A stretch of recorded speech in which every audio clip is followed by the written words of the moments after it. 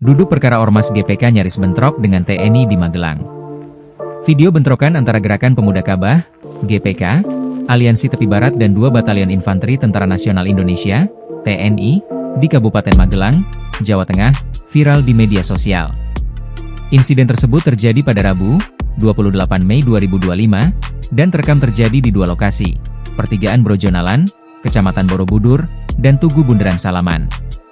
Hal ini dibenarkan oleh Koordinator GPK Aliansi Tepi Barat, Pujianto.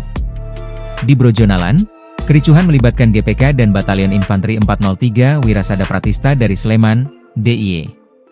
Sementara itu, di Tugu Bundaran, cekcok terjadi antara GPK dan Batalion Infanteri 412 Barataeka Sakti dari Purworejo, Jawa Tengah. Pujianto menjelaskan bahwa bentrokan terjadi saat anggotanya hendak pulang usai melakukan unjuk rasa di kantor Kementerian Agama Kabupaten Magelang. Aksi tersebut digelar untuk memprotes kasus kekerasan seksual yang melibatkan pengelola pondok pesantren. Meski demikian, Yanto, sapaan Pujianto, menolak menjelaskan lebih lanjut pemicu langsung bentrokan dengan personel TNI.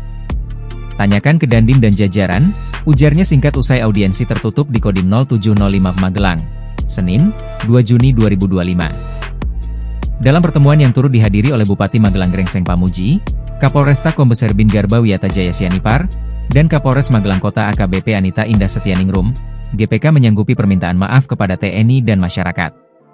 Kami tetap berkomitmen dengan Forkompinda untuk menjaga kondusivitas, ujar Yanto. Kami tetap berkomitmen menjadi kontrol sistem di Kabupaten Magelang.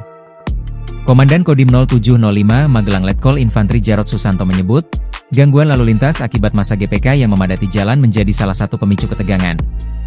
Ia menyebut perlunya kepatuhan terhadap aturan lalu lintas dalam aksi ke depan.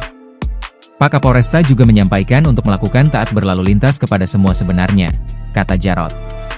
Wabil khusus kepada GPK dalam melaksanakan aksi-aksi ke depan.